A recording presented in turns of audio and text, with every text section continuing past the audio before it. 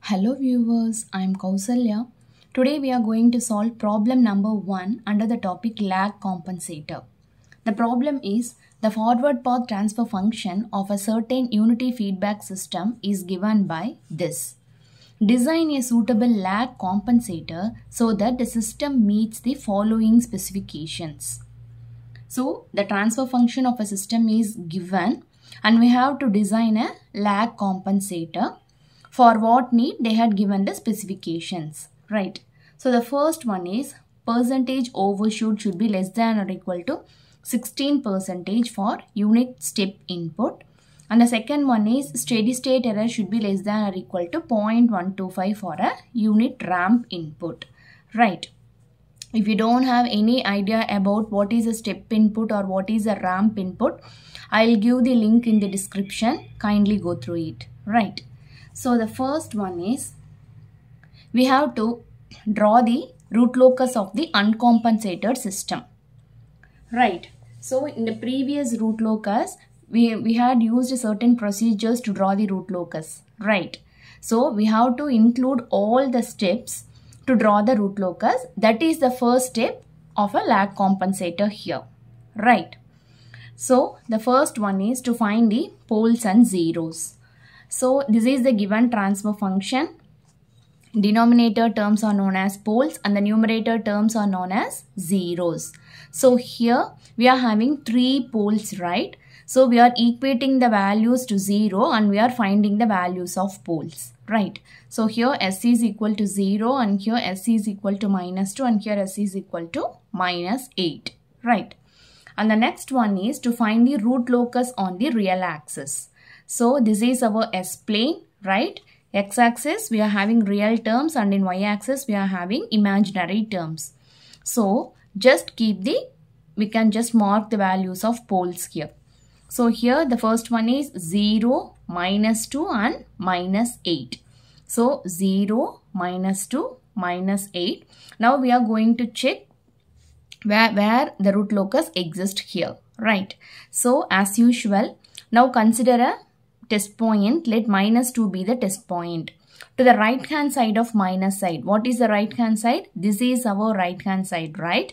We are having only one pole, so it is an odd number. Therefore, root locus exists between this 0 and -2, right?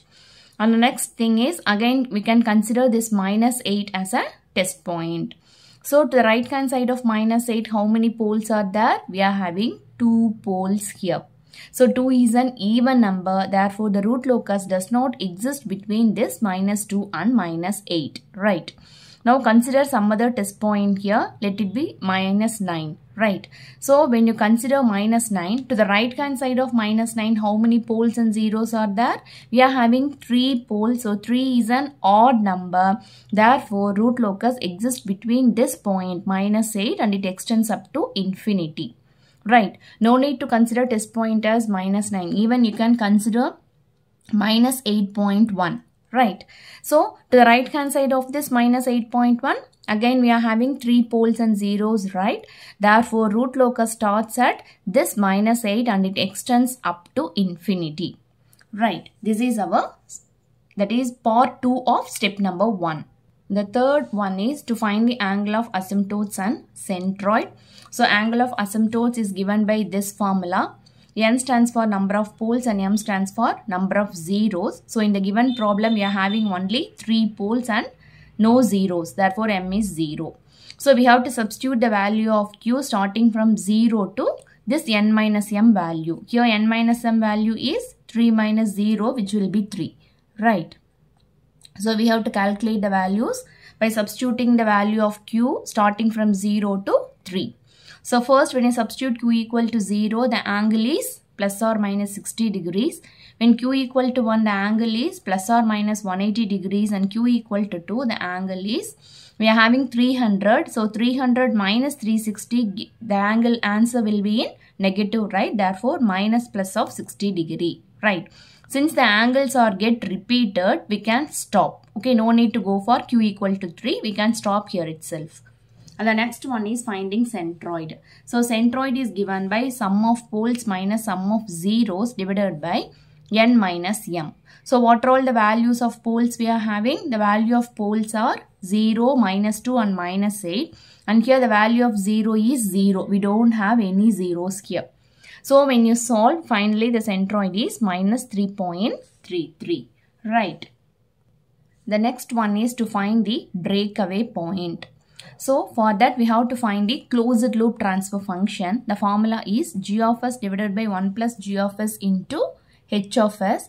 We are discussing about a unity feedback system. So the value of h of s is 1.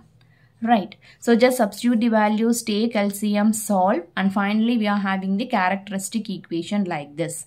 That is, the denominator part of the characteristic equation is, the denominator part of a closed loop transfer function is known as the characteristic equation. So this is our characteristic equation. Just we can solve and we can make an equation in terms of k. Right. And the next step is we are going to differentiate this k with respect to s. So what is the basic formula of differentiation? It is given by, that is, if you are differentiating a to the power n, the formula is n into a to the power n minus 1. This is the basic differentiation formula. So just with the help of this formula, differentiate this expression. So s cube becomes 3s square, 10s square becomes 20s and 16s becomes 16. Right. So after differentiation, we have to equate this term to 0. So this is a quadratic equation, right? So we will be having two roots. So we are using this basic formula, minus b plus or minus root of b square minus 4ac divided by 2a, right? So here from this equation, what is the value of a? The value of a is 3 here. And b is 20 and the value of c is 16, right? So just substitute the formula accordingly and we are having the values as minus 0.9 and 5.7. Again, we are going to substitute this s value in the expression for k, right? So what is the expression of k? So this is our expression for k. We have to substitute the value of s as minus 0.9. When you substitute this value, the value of k is positive and real. When you substitute this value, it is not equal to positive and real, right? So this minus 0.9 is considered as a breakaway point, right? So here minus 0.9 is taken as a breakaway point. Then the next thing is finding the crossing point on the imaginary axis. So again we have to take the characteristic equation. We have to substitute s as j omega. Right, after substituting we know, right, j omega is nothing but minus j. When you solve the value of j cube, you will be getting the answer as minus j. Right, so just substitute the values and finally solving we are having an expression like this. So here we have to equate the imaginary term to 0. So what are all the imaginary terms? Here we are having this term, right, minus omega cube and this plus 16 omega are the imaginary terms. So just equate the terms to 0 and by solving the value of omega is plus or minus 4. Right. So root locus crosses the imaginary axis at plus or minus 4j. Right. So just now we had completed our step number 1. Right. This is our step number 1. Then the next thing is determining the dominant pole. So here the value of this peak overshoot is given as 16%. Right. So what is the formula of peak overshoot? It is given by e power minus zeta pi divided by root of 1 minus zeta square. So the value is given, right? So just we can replace this percentage MP with this 16. So we are doing that, right? So 16% is written as 0.16. That's it. So we are solving this expression. Our first step is we are taking log. So when you take log, we are having an expression like this. Minus zeta pi by root of 1 minus zeta square is equal to minus 1.83. So the next thing is here, this is our expression. We are squaring the expression on both sides. So we are having an expression like this. We are doing cross multiplication. And again, we are taking this zeta square commonly outside. And finally, the value of zeta is found to be 0.5. So, cos inverse of zeta is nothing but cos inverse of 0.5, which is 60 degrees. right? So now we will draw the root locus, and from the root locus we have to take certain data to analyze the given specifications, right? So this is our root locus, right? We have to take the scale. So this is our real axis and this is our imaginary axis. Just take the scale according to our values we got, okay? So here I have taken the scale as 0.5 units. It is must to mention the scale here. The next thing is we are going to mark the poles 0, -2 and -8. You see here it is marked 0, -2 and here -8, right? And the next one is angle of asymptotes. So first we have to mark the centroid. Centroid is -3.33. So here it is marked, and angle of asymptotes are ±60 and +60 degree. We know how to mark the angles, right? We have to keep the protractor on the centroid. That is, for positive angles you have to keep straight like this and you have to mark the 60 degree. For negative angle you have to just reverse the protractor, that's it. Okay, you have to reverse the protractor and here you have to mark the angle 60 degrees down, that's it. So after marking we have to draw a line connecting centroid and the angle of asymptotes. So we have drawn the line here, okay, both up and down. And the next one is we are having a breakaway point, right? It is at -0.9. So this is our breakaway point, just mark it. And the next thing is how many poles we are having in this problem? We are having 3 poles. Therefore, we should have 3 root locus branches, right? So as we all know, the root locus branch will start at a pole and end at a 0, right? So totally we should have 3 branches here for this problem.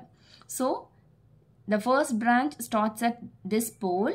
It moves like this and it gets breakaway at this point, right? And it moves like this.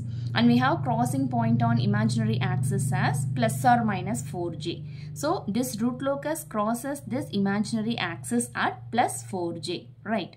And again, second branch starts at this pole. It travels and it gets breakaway and it goes down like this. Again, this crosses imaginary axis at -4j, right? So 2 branches are over here, right? And the third one is, the third branch, you see it starts at this pole -8 and it travels and it will meet 0 somewhere at infinity. So totally 3 branches are satisfied, right? Then the next thing is we have to locate the dominant pole. So what is the dominant pole here? So for locating that, just now we have find out the value, right? Cos inverse of zeta is equal to 60 degrees, right? So we have to place the protractor at origin here like this,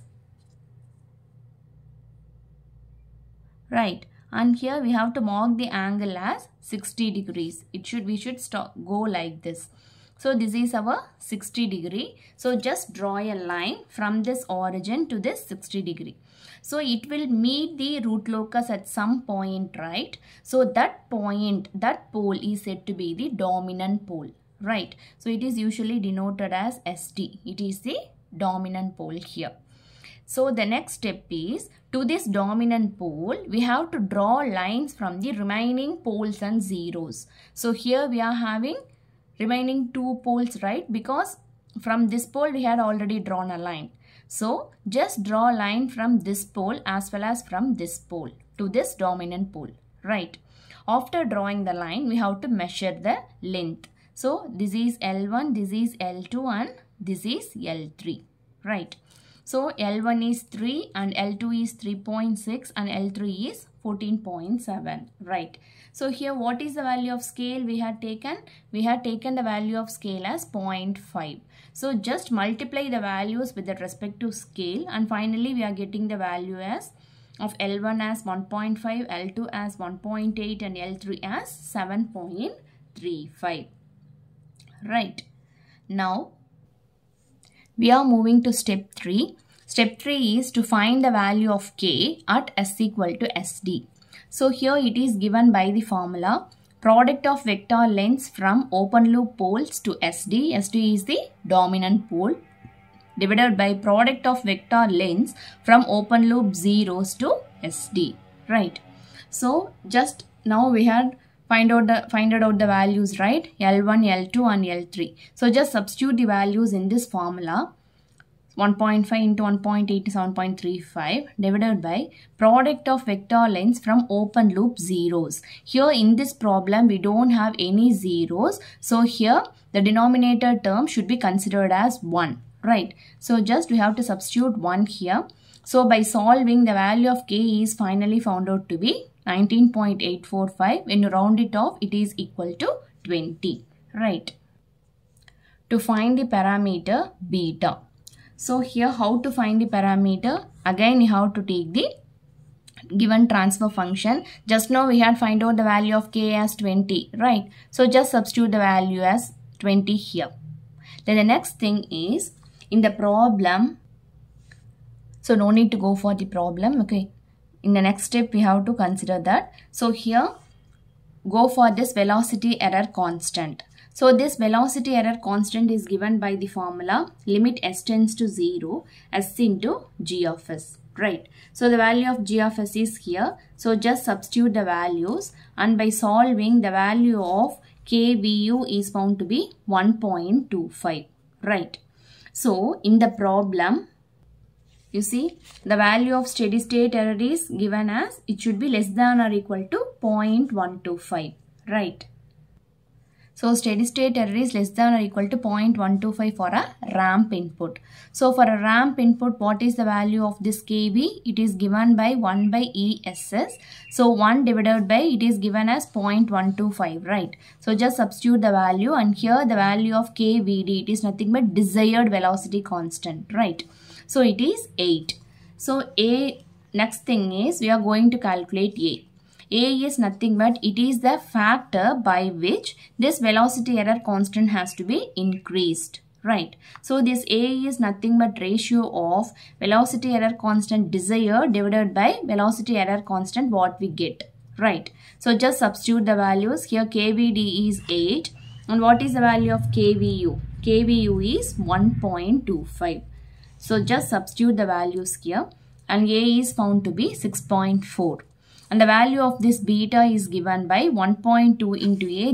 These are formulas, right? Just you have to keep it in mind. That's it. So here substitute the value of A, and beta is found to be 7.68, right? Then the next step is finding the transfer function of a lag compensator. So the first thing is we are calculating 0. So 0 of compensator is given by this formula, right? That is minus 1 by t, which is equal to 0.1 into second pole of g of s.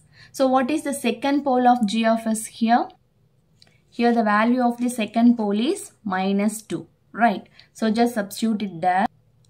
So here minus 1 by t, this term here, and the next thing is 0.1 into the second pole is minus 2. And finally when you solve, the value of t is found out to be 5. The next thing is finding pole of the compensator. Again, this is the formula to find the pole. Minus 1 by beta into t. We know the value of beta and we know the value of t, right? Just substitute it and find out the value. So again, when you calculate, this minus 1 by beta t is found to be this minus 0.026. So when you take reciprocal, beta t is found to be 38.4, right? So what is the transfer function of a lag compensator? This is the formula. S plus 1 by t divided by S plus 1 by beta t. Just substitute the values, and this is our transfer function of the lag compensator. And the next one is we are going to implement this lag compensator in our transfer function, right? So step 6 is transfer function of compensator system. So here we had included the lag compensator, you see, right? So this is the transfer function, and this lag compensator is connected in series with the given transfer function, and again it is a unity feedback system. So here it is drawn like this, right? Even you can mention here like this is R of s and this is your C of s. And the next one is open loop transfer function. So what is open loop transfer function? When you multiply that is when you combine the elements in the feed forward path, it is known as the open loop transfer function. So here these two blocks are in series, so just we have to multiply, that's it. So we are multiplying, you see, and finally we are having a transfer function like this. And the next one is checking the steady state error of the compensator system. So velocity error constant of the compensator system is given by this formula. Limit s tends to 0, s into g naught of s. G naught of s is nothing but open loop transfer function of this compensator system, right? So just substitute the values, and by solving, the value of this velocity error constant is found to be 9.615 and the respective steady state error is 0.104. So here we are finally summarizing the result. So the transfer function of the lag compensator is this one, right? And the next one is open loop transfer function of the lag compensator is this one. And finally, the steady state error. What is the value of steady state error? It is found to be, you see, the value of steady state error is found to be 0.104. So it is 0.104, which is less than the 0.125, right? So this is the requirement which is given in the problem, right? That's all. The problem is over. If you have any doubt, let me know in the comment section. Thank you.